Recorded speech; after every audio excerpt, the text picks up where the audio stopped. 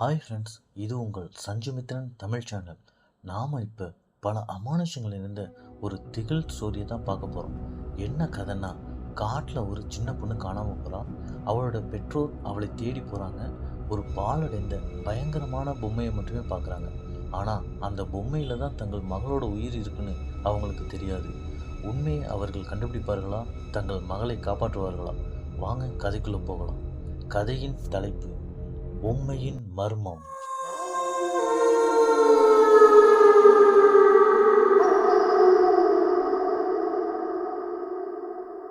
ஒரு சின்ன ஊரில் இருக்கும் சரவணன் மற்றும் லதா தம்பதிகளின் ஒரே மகள் 12 வயதான அனிகா.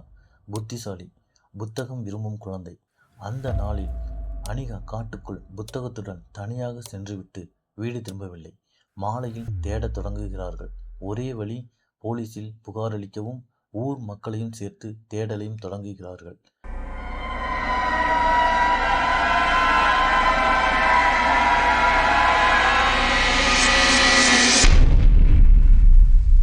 இரவு நேரம். காட்டின் நடுப்பகுதியில் தேடிக்கொண்டிருக்கிறார்கள். அங்கு கனமான இருளில் ஒரு பழைய மரத்தடியில் ஒரு பாழடைந்த மண்டபம் போன்ற ஒரு இடம் உள்ளது. அங்கு ஒரு விகாரமான தோற்றம் கொண்ட சிரித்த முகமுள்ள பழைய பொம்மை ஒன்று உள்ளது. அதை சரவணன் மற்றும் லதா தம்பதிகள் காண்கிறார்கள். இதே மாதிரி ட்ரெஸ் தானே அனியாவுக்கும் என்று எண்ணிய அவர்கள் அந்த பொம்மையை வீட்டுக்கு கொண்டு வந்து வைத்து விடுகிறார்கள். ஏனெனில் அது ஒரு வழிகாட்டியாக இருக்கக்கூடும் என்று எண்ணுகிறார்கள்.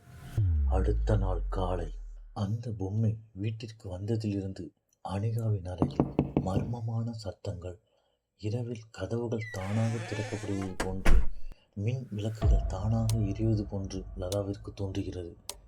அதை லதா கவனிக்கிறாள். ஒரு நாள் லதா அந்த பொம்மையின் கண்கள் துடிப்பதை பார்க்கிறாள்.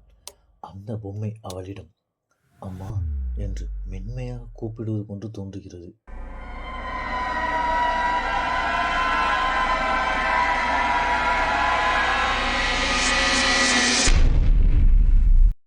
லதா அதிர்ச்சியில் பழைய புகைப்பட ஆல்பங்களை எடுத்து பார்த்தால் அந்த பொம்மை அனிகா சமீபத்தில் ஒரு கண்காட்சியில் வாங்கிய பொம்மை போன்று இருக்கிறது.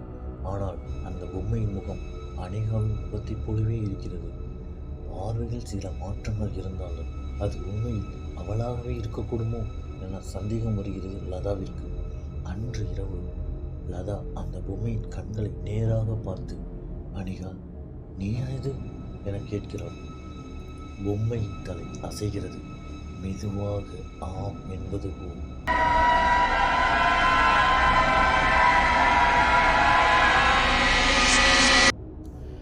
திகைத்துவிட்ட லதாவும் சரவணனும் அந்த பொம்மையை தூக்கி கொண்டு சாமியாரிடம் சென்றார்கள். சாமியார் கண்களை மூடி உள்நோக்கிய குரலில் பேசுகிறார். இவளது உடல் பொம்மையானது, ஆனால் உயிர் இன்னும் அதில் சிக்கிக்கொண்டுதான் வாடுகிறது. ஒரு சடங்கு தவறுதலா என்று கூற அவளது பெற்றோர் அதனை புரிந்து கொள்கிறார்கள்.